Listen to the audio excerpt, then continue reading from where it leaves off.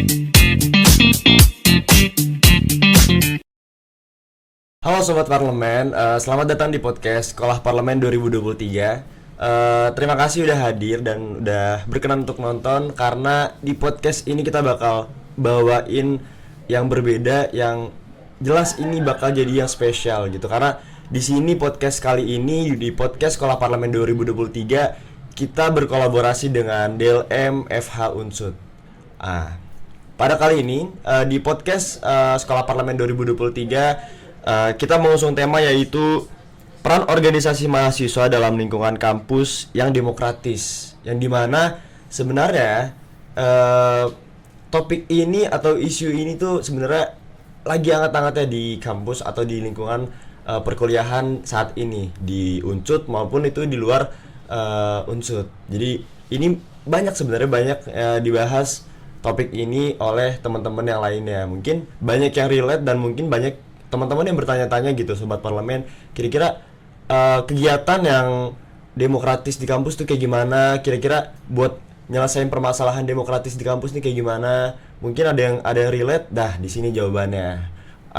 Sebelum kita masuk ke topik intinya, sebelum kita masuk ke pembahasan utamanya nih, alangkah baiknya mungkin aku pertama-tama aku kenalin diriku dulu.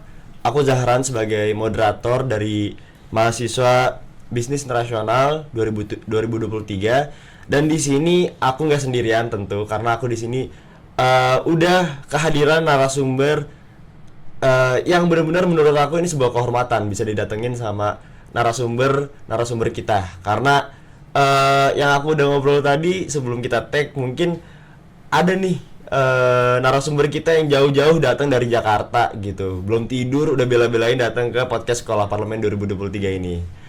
Untuk itu sebelum kita masuk ke topik utamanya, mungkin bisa kali ya diperkenalin dulu nih narasumber kita. Untuk siapa dulu nih kira-kira nih? Mungkin dari aku dulu ya. Oke, boleh. Oke. Bahasnya apa Sobat Parlemen ya? Sobat Parlemen kita. Halo Sobat Parlemen. Nah, udah kayak moderator nih. Oke, kenalin, aku Faiz Syauki Mujawan, di sini selaku ketua DLM FEB Unsud dari manajemen reguler 2021. Ya, mungkin sama temen aku nih. Kenalin Sobat Parlemen semuanya, namaku Muhammad Galang Arya Mahendra Karna, biasa dipanggil Galang. Aku di sini sebagai ketua DLM FH Unsud periode 2023. Oke, jadi di sini kita udah dihadirin narasumber yang dimana mempunyai strata yang sama, yaitu sebagai tadi Mas Faiz sebagai ketua DLM FEB Unsud. Terus ada Mas Galang juga sebagai ketua DLM FH Unsud. Nah, kira-kira Mas Faiz sama Mas Galang nih lagi sibuk apa gitu? Kuliahnya gimana? Apakah aman habis UTS atau gimana nih kira-kira? Ya kalau lu gimana lah? Sibuk apa lah? Sibuk apa ya? Paling ya kuliah. Kemarin kan baru kelar UTS ya. Kelar UTS, terus baru aja ini selesai juga acara DLM. Ya paling gitu-gitu aja sih. Yang ke Jakarta itu tuh. Iya. Kalau aku pribadi sih lagi sibuk liburan sebenarnya. Kan kalau FEB itu setiap habis UTS pasti ada break week. Jadi lagi sibuk untuk menata kembali kehidupan, untuk sedikit rehat dari kejenuhan kuliah gitu aja sih. Kita mempersiapkan lagi buat kuliah nanti lah. Isi tenaga dulu lah. Digempur oleh tugas-tugas. Oke, mungkin tanpa berlama-lama kali ya, mungkin teman-teman Sobat Parlemen di rumah ataupun di kosan ataupun dimanapun berada udah nungguin banget nih kira-kira topik yang mau kita bahas. Sebelum itu aku pengen nanya dulu nih Mas, kira-kira menurut Mas Galang atau Mas Faiz, kira-kira lingkungan kampus yang demokratis itu menurut Mas Faiz atau Mas Galang itu kayak gimana sih? Apa perlu suit kita lang? Duluan. Digaca dulu. Nyata aja kan bahasanya. Iya. Sebenarnya kalau ngebahas demokratis, kita tarik kata dasar demokrasi itu konsepsinya sama di mana-mana ya. Dimana kalau kita tarik di lingkungan kampus yang demokrasi itu lingkungan kampus yang menghargai kebebasan berpendapat, lalu mengutamakan musyawarah dalam segala hal. Lalu juga ada satu lagi konsep demokrasi yang sering kali dilupakan, karena kan yang sering disorot adalah kita menghargai perbedaan pendapat, kita mengutamakan musyawarah. Satu lagi adalah kita menghargai Gak cuma perbedaan pendapat doang, tapi perbedaan suku, perbedaan ras, perbedaan segala jenis manusia. Kalau dari aku gitu. Ya, oke. Kurang lebih sih berarti udah disebutin ya kalau kita demokrasi, lingkungan kampus yang demokratis ya berarti. Iya. Demokrasi sendiri itu kan sebenarnya kalau kita artiin itu kan dari bahasa Yunani sebenarnya, Yunani kuno, yang sebenarnya artinya pada intinya adalah kekuasaan rakyat gitu. Dan rakyat itu kalau misalnya kita di kampus, otomatis rakyat adalah mahasiswa sendiri. Tadi udah disebutin apa aja tadi, lu nyebutin apa? Pertama, kebebasan berpendapat. Kebebasan berpendapat. Yang kedua, menghargai pendapat orang. Menghargai pendapat orang. Dan yang ketiga, mengutamakan musyawarah. Mengutamakan musyawarah. Nah, itu.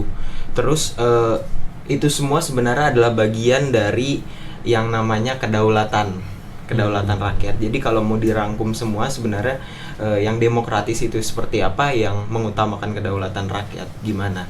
Nah, kedaulatan rakyat itu nanti luas lagi nih. Jadi ada yang tadi kebebasan berpendapat, terus gimana mahasiswa ya berarti ya. Mahasiswa, anggaplah rakyat nih mahasiswa ya. Mahasiswa ini bisa dilibatkan dalam setiap keputusan-keputusan di kampus.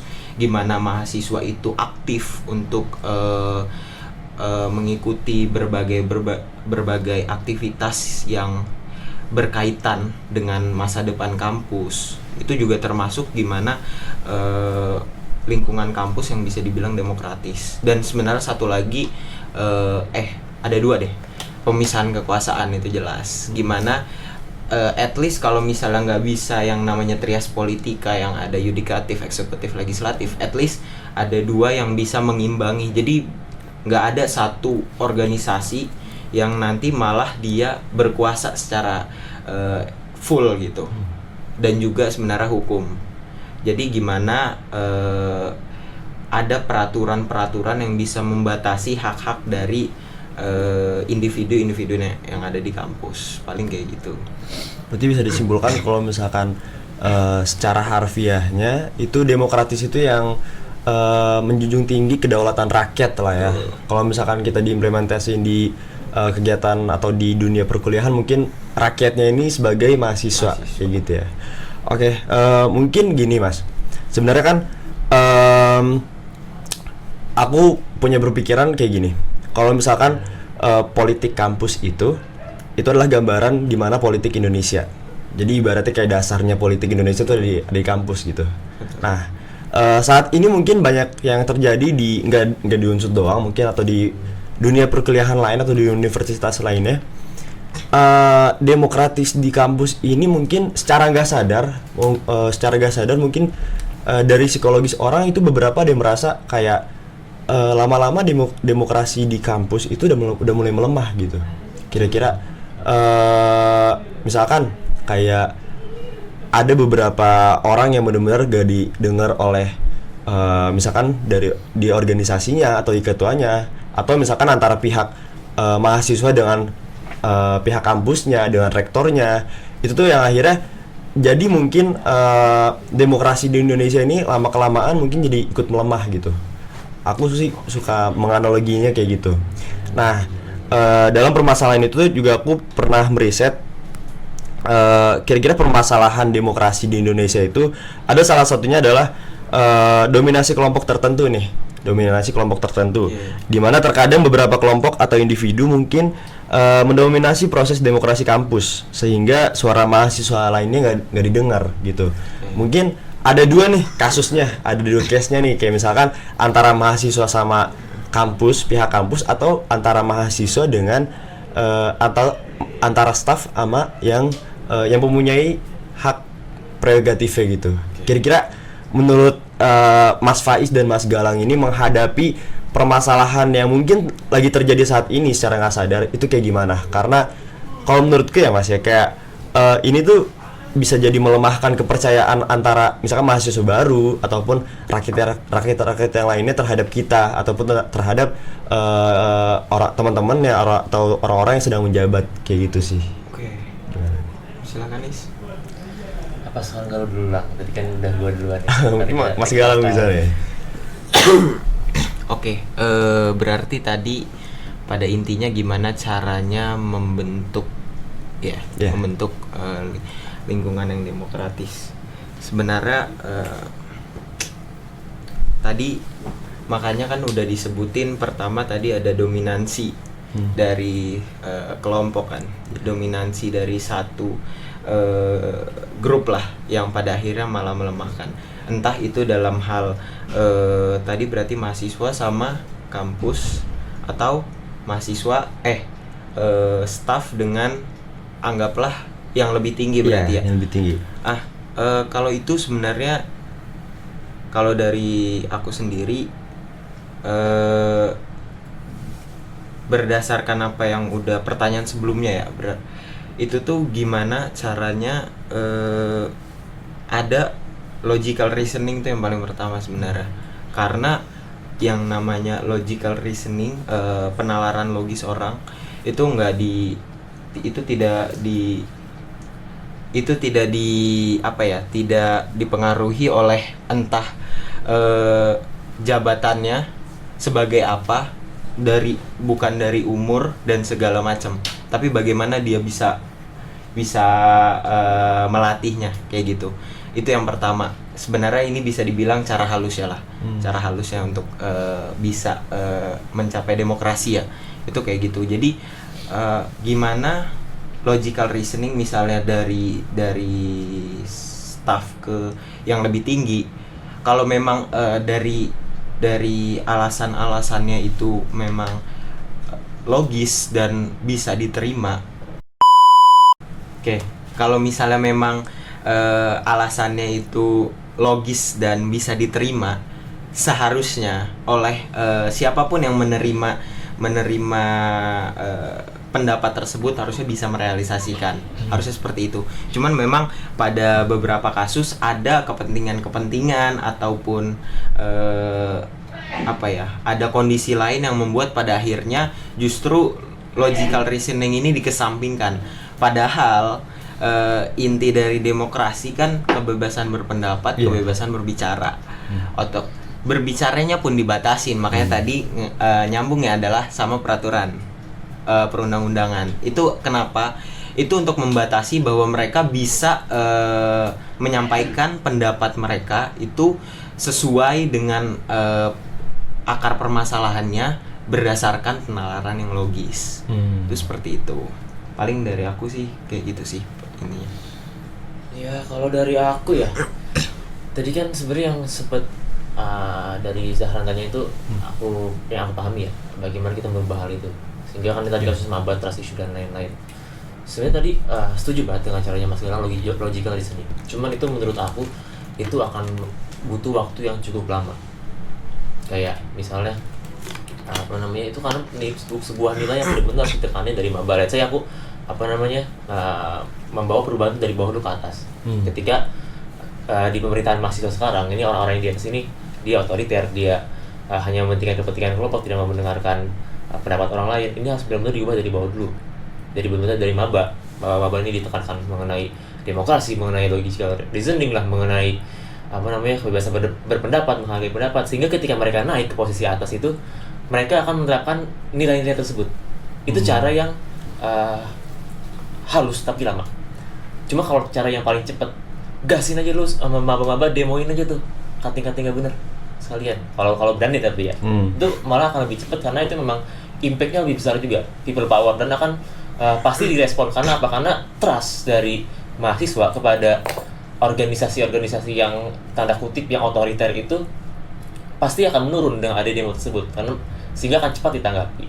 Jadi menurut aku ya tergantung dari periode waktunya. Cuman kalau memang kita ingin membentuk sebuah perubahan yang inklusif keseluruhan dari sistematika pemerintahan mahasiswa, benar-benar harus ditekanin dari nilai-nilai dasarnya dulu. Yang tadi aku bilang dari setiap teman-teman maba, mungkin gak cuma maba doang tapi seluruh mahasiswa ditekankan nilai-nilai demokrasinya, nilai-nilai untuk menghargai pendapat, nilai-nilai untuk menghargai kebebasan berpendapat juga, mengutamakan hasil musyawarah, nilai-nilai seperti itu.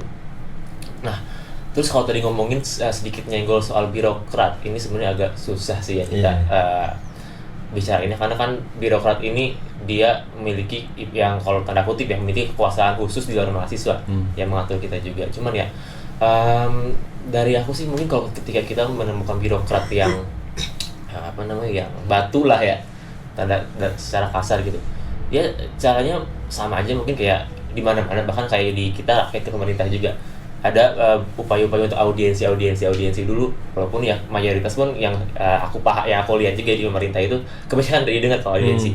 Lalu kalau emang audiensi tetap tidak memberikan hasil ya kita melakukan aksi, melakukan demo dalam bentuk apapun itu, seperti itu. Berarti bisa dibilang untuk mengubah suatu hal yang ada di kampus saat ini atau di Indonesia saat ini itu perlu dirubah secara dasar dulu ya, dari dasarnya dulu mungkin. Tadi Mas Faiz bilang gimana caranya, misalkan kalau misalnya demo dirubah secara cepat itu bisa langsung dengan cara mahasiswanya demo ke atasannya gitu, secara nggak langsung bakal ditanggapi lebih cepat gitu ya. Iya. Gitu. Oke. Mungkin dari demokrasi itu sendiri, kira-kira menurut Mas Faiz atau Mas Galang saat ini kita kan udah mau masuki di pemilu 2024 nih, ya kan? Kira-kira Seru juga bahasannya nih. Iya. Pemilu tiba-tiba nih. Biar menarik aja gitu. Kira-kira buat di nanti nih di pesta demokrasi nanti di pesta apa namanya? Pesta rakyat nanti. Demokrasi. Demokrasi bener ya? Salah aja ya. Itu kalau pesta rakyat mah kayak konser gitu. pesta rakyat salah berarti. Pesta demokrasi ya. Di 2024 nanti kira-kira peran mahasiswa nih dalam mewujudkan pesta demokrasi yang sehat, yang ibaratnya benar-benar bersih gitu. Kan tadi kita udah ngomongin tentang yang dalam ruang lingkup kampus nih.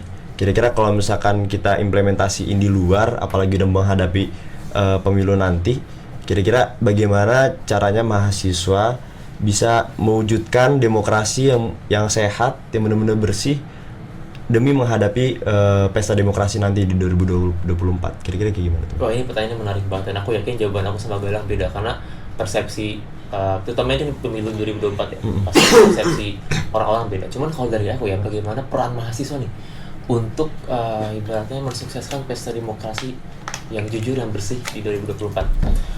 Yang aku pahami adalah mahasiswa ini sebagai manusia-manusia intelektual yang memiliki pengetahuan, yang memiliki pemahaman logika yang lebih dari manusia-manusia non mahasiswa ya, gitu ya. Dan menurut aku peran yang paling penting mahasiswa untuk ambil di nanti periode pemilu 2024 adalah mereka sebagai ruang, sebagai ranah diskusi, dimana kan yang tadi aku bilang, yang intelektual tentunya dia memiliki pemahaman yang lebih tinggi daripada orang-orang. Dan aku yakin mahasiswa-mahasiswa yang intelektual pun dia bisa memahami mana yang benar dan salah, gitu ya. Sehingga mereka dengan mahasiswa sebagai ruang diskusi itu bisa kita saling komparasi nih. Misalnya komparasi dalam artian ada 2 atau 3 calon yang nanti maju, kita bisa komparasikan kira-kira secara objektif ini paling bagus yang mana. Walaupun kan gak dapat dipungkiri ketika nanti ada diskusi pun pasti ya pilihan orang beda-beda, dan itu akan menimbulkan perbedaan pendapat. Nah, di situ juga peran mahasiswa adalah bukan dia malah ngegas, bukan dia malah ngotot-ngototan mempertahankan argumen, tapi ya dia menghargai perbedaan pendapat, dia melihat objektivitas dari pandangan-pandangan orang tersebut. Kalau dari lu gimana, Bang? Oke. Intinya 3 tahap: teliti, diskusi, tadi termasuk teliti, diskusi, dan pilih sebenarnya. Ini teliti itu bagian dari oke, berarti kan kita udah tahu nih calon-calonnya ya, siapa aja. Bisa diteliti lagi nih, dikorek nih kira-kira dari track record dan segala macam, apa yang pernah dibuat oleh dia. Rekam jejak lah, semua hal dalam pemerintahan yang pernah dilakukan itu semua diteliti. Bagaimana? Gitu. Itu fungsinya buat apa? Itu bahan buat nanti dibawa ke diskusi. Nah, nanti diskusi, oke, boleh mungkin anggaplah aku sama Faiz kita berbeda. Karena gini nih, gini, calon yang ini, Faiz calon ini gini. Oke, fair. Karena kita base-nya adalah kita berdebat sehat gitu loh. Jadi ada data, ada fakta gitu. Jadi nggak ada nggak ada, apalagi mahasiswa ya, mahasiswa yang sering digaung-gaungkan adalah agent of change, agen perubahan, tapi justru dengan hal-hal seperti ini malah berdebat gitu. Dalam artian berdebat itu sampai benar-benar mengejek satu sama lain, nggak kayak gitu. Justru dengan taraf intelektual yang dimiliki oleh mahasiswa, justru itu gimana caranya kalian bisa memilih salah satu dari calon yang menurut kalian semua itu paling cocok untuk memimpin negara ini gitu. Dan yang ketiga tadi berarti pilih, percuma teliti diskusi kalau kalian nggak milih, kalian apa sih namanya, Nyoblos. milih, iya Nggak ikut andil ya. iya, kalau kalian nggak milih ya percuma gitu loh. Jadi Golput ya, golput. iya, jangan golput. Useless Ya, itu dong dia, ya. jangan golput. Jangan golput ya. Iya, karena maksudnya satu suara kalian itu seberharga itu loh. Untuk berarti kalau kita ngomong pemilu ya, Pemilu. 5 tahun ke depan. 5 tahun ke depan. Jadi jangan ada nanti ketika udah kepilih siapapun itu presidennya, ini kenapa kayak gini sementara mereka nggak milih. itu kocak. Itu Dia yang pertama. keluar padahal nggak milih ya. Iya. Atau yang kedua, dia milih ini, ternyata ininya kepilih, terus ternyata, wah nyesel gue gini. Salah mereka juga. Mereka berarti kurang dalam menelitinya, kayak gitu. Dan mungkin terakhir ya, ini tadi dalam dilengkapin banget sama Mas Galang. Buat para pejabat-pejabat kampus, mahasiswa, jangan ada politik praktis di lingkungan kampus. Terakhir deh itu. Karena politik praktis bakal bisa melemahkan demokrasi di kampus. Iya. Kayak gitu. Itu paling penting. Lobby-lobbyan tuh, yang menyalon. Oke, tadi kan kita udah denger nih seputar demokrasi dan sedikit mengulik permasalahan-permasalahan yang sekiranya tadi udah melemahkan demokrasi. Tadi udah dibahas tentang di kampus maupun di luar kampus. Nah, sekarang kira-kira menurut Mas Faiz atau Mas Galang sendiri, kira-kira permasalahan apa aja gitu yang sekiranya ini bisa melemahin demokrasi yang ada di kampus maupun di luar kampus gitu. Karena kan sebenarnya banyak banget nih aspek-aspek yang bisa melemahkan demokrasi ini. Kira-kira menurut Mas Galang atau Mas Faiz sendiri itu apa aja gitu? Dari gue dulu ya, Indah. Ya boleh. Di dalam dan di luar kampus, sebenarnya mungkin aku jawab secara general aja gitu. Yeah. Kalau di dalam kampus ini adalah permasalahan paling dasar untuk permasalahan paling dasar yang melemahkan demokrasi. Tadi kan aku sempat menyampaikan bahwa demokrasi ini salah satunya adalah kebebasan berpendapat. Nah, masalah yang seringkali dihadapi, makanya ini demokrasi di kampus itu tidak hidup atau tidak lemah gitu ya. Dimana ketika mahasiswanya ini tidak mau berpendapat sama sekali, malah apatis terhadap kehidupan di kampus gitu ya. Mungkin aku nggak tahu ya kenapa. Aku pribadi pun sempat ngelihat beberapa mungkin dalam lingkup jurusan atau fakultas yang seperti itu. Apakah memang udah bukan zamannya mahasiswa teriak-teriak seperti dulu, atau memang lingkungan kita nggak keras makanya tidak memerlukan orang-orang vokal untuk bersuara. Aku sebenarnya nggak terlalu tahu sebenarnya inti masalahnya itu apa. Cuman di dalam lingkup kemahasiswaan, lingkup internal kampus ya, itu hal yang paling bisa mematikan demokrasi. Dimana jangankan kita mau membicarakan kebebasan berpendapat, dimana yang berpendapat pun nggak ada gitu. Jadi buat apa kita ngomongin kebebasan berpendapat ya? Kalau yang ngomong pun nggak ada. Yeah. Nah, tapi kalau misalnya di luar ya, kalau dalam lingkup nasional, mungkin yang aku lihat itu adalah hal yang dapat melemahkan demokrasi adalah tindakan represif dari pihak-pihak yang berwenang, yang menyalahgunakan kekuasaan untuk membungkam rakyat, untuk membungkam kritik kepada mereka, baik dalam tindakan misalnya dalam pembuatan undang-undang yang melemahkan dari hak berpendapat itu sendiri, atau mungkin tindakan-tindakan ancaman lainnya yang mungkin seperti itu sih dari aku. Oke, berat. Oke, dari dalam kampus dulu. Ini mungkin aku lebih ngambil ke yang simpelnya dulu. akarnya tuh sebenarnya sama apa yang diomongin sama Faiz, itu adalah kurangnya keaktifan dari mahasiswa-mahasiswa. Itu tuh akibatnya itu bisa merembet kemana-mana. Salah satunya mungkin sebagai contoh, misalnya dalam pemilihan ya, kalau misalnya di kampus Pemira berarti ya, sekedar kalian tidak memilih, mahasiswa tidak memilih siapa presiden eksekutifnya, siapa presiden BEM-nya, itu udah secara tidak langsung mereka melemahkan demokrasi di kampus. Berarti mereka ternyata nggak sepeduli itu gitu sama kampus mereka, karena ya mau gimana pun terpilihnya Pemira itu salah satu ajang demokrasi. Jadi kalau misalnya kalian bisa, kalian sudah diberi hak untuk ikut, kenapa enggak gitu. Terus itu salah satunya. Kedua, tadi merembet ke yang pertanyaan-pertanyaan awal, itu bisa jadi juga ada satu pihak yang punya kekuasaan sangat-sangat absolut. Kenapa? Karena tidak ada yang namanya pihak penekan. Jadi nggak ada yang seolah-olah kayak kita ini aja ya, bahasa santainya, lu kerja yang benar, kalau lu nggak benar gue bisa demo lu gitu. Segampang itu. Nggak ada pihak kayak gitu ya, ngapain kita santai-santai tetap jabat-jabatan juga bisa gitu, karena nggak ada pihak penekan itu. Nah itu salah satu efek dari apatisnya mahasiswa, atau misalnya ketidakaktifan mahasiswa, yang justru itu malah ngelemahin demokrasi kalau di kampus.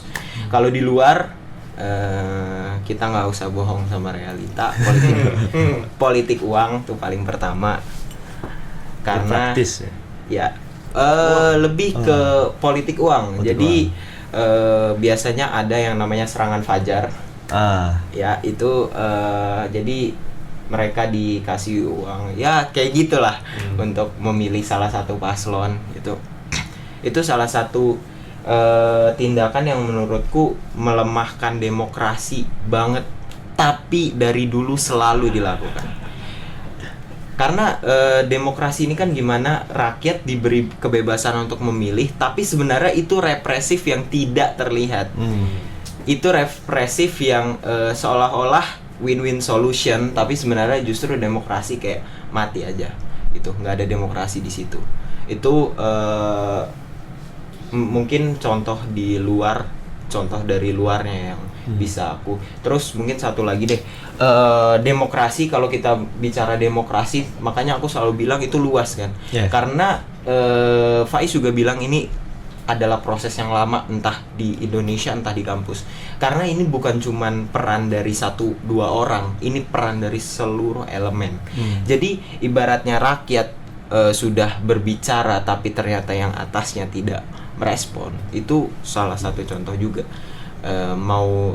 gimana gitu loh demokrasi. Kalau misalnya tidak ada jawaban juga dari atasnya terkait aspirasi-aspirasi. Itu sebagai salah satu contoh juga lah dari yang bisa melemahkan demokrasi. Jadi aku membahas tidak cuma dari segi rakyat yang bisa melemahkan demokrasi, tapi juga dari segi pejabat-pejabat yang juga bisa melemahkan demokrasi sebenarnya.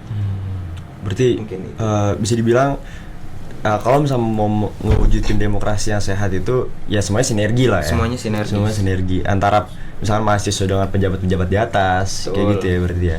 Cuman aku tadi noticein satu hal Mas, tentang Pemira. Misalkan ada Pemira di kampus,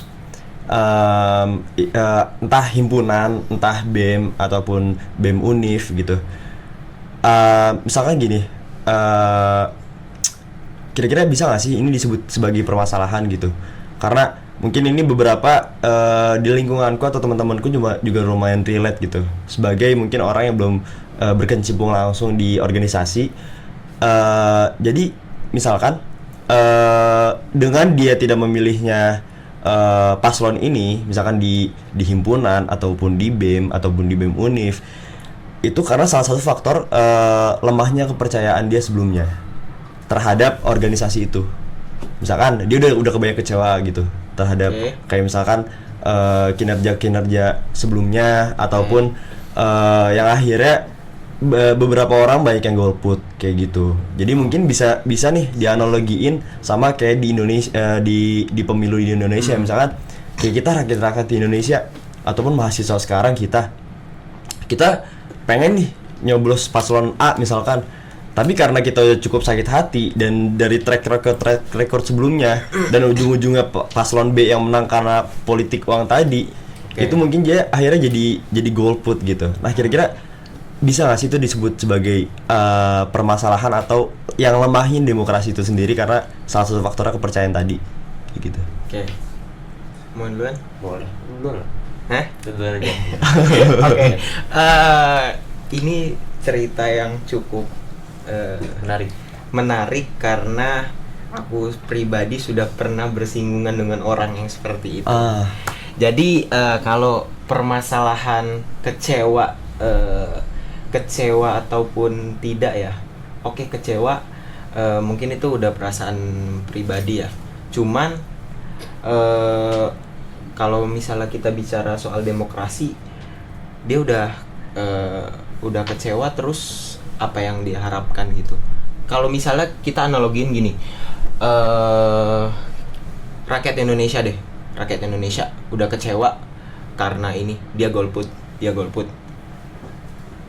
Dalam 5-10 tahun ke depan, apakah dia nanti karena dia nggak milih, otomatis siapapun dia harus menerima dan harusnya tidak bisa komplain dengan semua kebijakan yang dipilih oleh misalnya pemimpin negeri ini kan.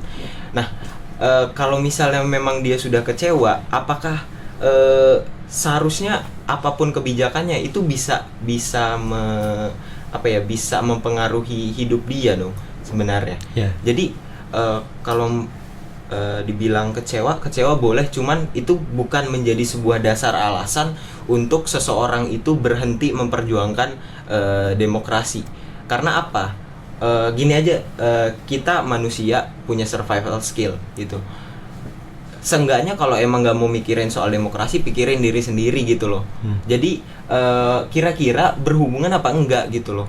Misalnya kalau misalnya aku tadi pakai konsep Indonesia, kalau misalnya aku memilih ini, kira-kira kalau yang kepilih gini gimana, rugi nggak buat gue gitu loh. Jadi paling nggak kalau misalnya udah kecewa ya udah, asas-asas yang oke soal demokrasi ya udah, tapi seenggaknya tetap perjuangin apa yang emang menjadi hak kalian kayak gitu.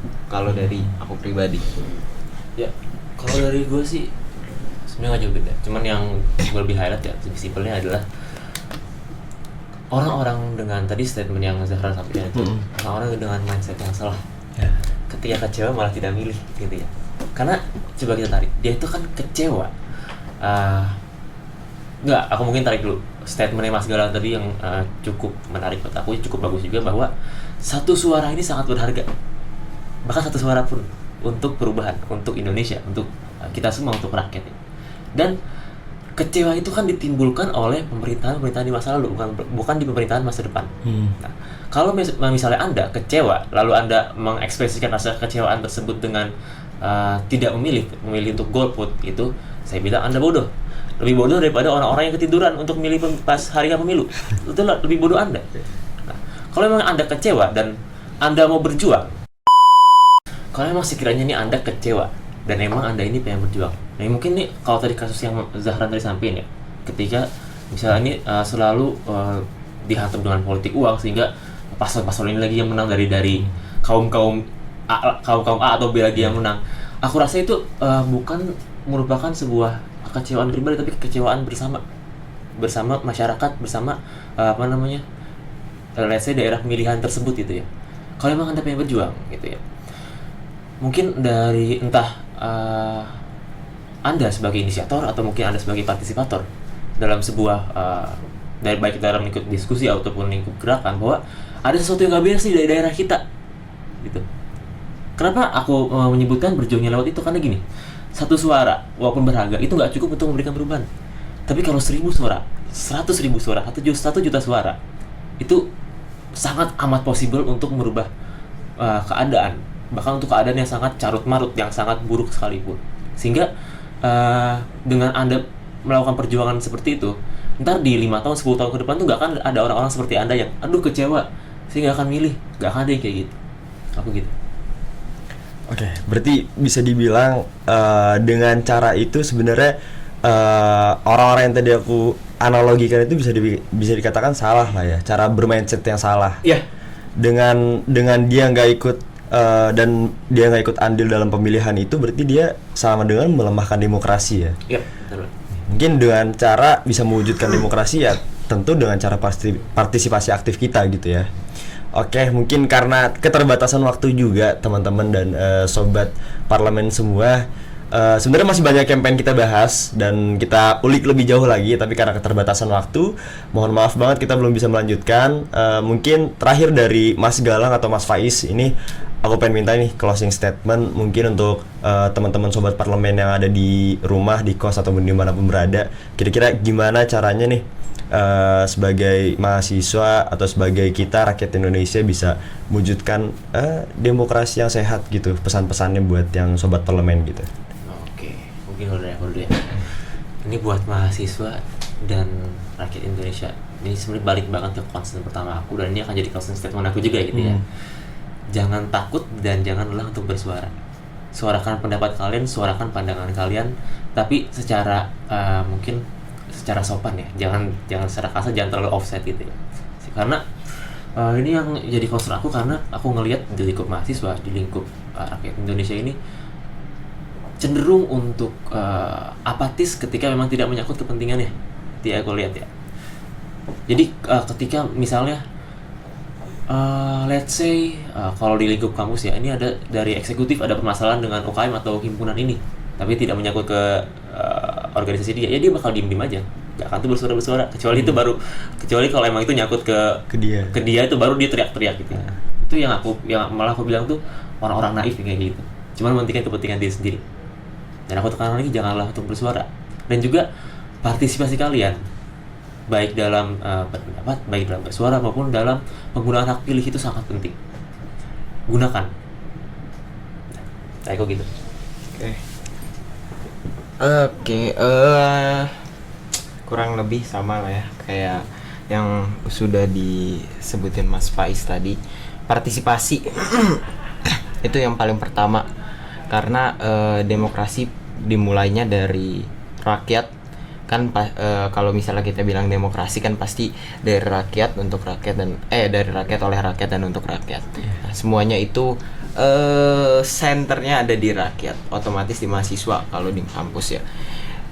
Partisipasi kalian itu bisa sangat berpengaruh ke banyak hal gitu. Jadi makanya kalau misalnya yang dibilang oleh Mas Faiz tadi, kalau nggak menyangkut kepentingan mereka nggak bakal ikut gitu. Coba kita telusuri lebih dalam gitu. Misalnya dalam hal berarti tadi eksekutif sama salah satu ormawa bermasalah akan suatu hal. Kenapa mungkin mereka yang tidak ikut campur ini nggak berpikir ini bisa jadi aku yang selanjutnya, bisa jadi kita yang selanjutnya. Jadi jangan hanya berpikir jangka pendek di mana pengaruhnya itu cuman yang itu aja. Padahal ada efek jangka panjang yang mungkin malah merembet ke kalian. Jadi selagi masih ada waktu, selagi kalian masih di kampus nih, bisa mulai lebih aktif lagi dalam partisipasinya. Lebih aktif lagi dalam partisipasinya, entah dalam berpendapat ataupun dalam memilih. Karena mungkin satu mindset yang harus ditanamkan pada kalian itu, mumpung masih di kampus juga ya, satu hal yang tidak kalian lakukan hari ini itu bisa menyebabkan penyesalan buat kalian di masa mendatang. Nah, mungkin nyinggung juga tadi perkataan Mas Faiz dalam berpendapat ataupun dalam berpendapat sih, jangan takut untuk berpendapat, jangan lelah untuk bersuara, paling seperti itu. Jadi karena justru kalau yang aku bilang tadi, demokrasi itu adalah harus sinergi ya. Jadi harus melibatkan seluruh elemen ya, mulailah seluruh elemen itu gerak bareng dalam hal kecil. Dari hal yang paling kecil dulu, berpendapat. Oke. Cukup. Jangan takut berpendapat, jangan lelah bersuara. Ya, Oke. Terima kasih Mas Faiz, terima kasih Mas Galang udah berkenan hadir di podcast Sekolah Parlemen 2023 ini. Setelah ini tentu ini bukan acara terakhir, bukan acara rangkaian terakhir dari Sekolah Parlemen 2023 karena kita bakal ngadain puncak seminar legislatif yang kita bakal adain di tanggal 19 November. Jadi buat sobat parlemen di rumah ataupun di kos dimanapun berada, jangan lupa hadir, jangan lupa datang. Kita bisa langsung nanya ke narasumber yang mungkin lebih berpengalaman lagi dari narasumber sekarang. Dan untuk yang bertanya-tanya kira-kira siapa sih narasumbernya, tunggu aja. Sekian, terima kasih, sampai berjumpa lagi, see you.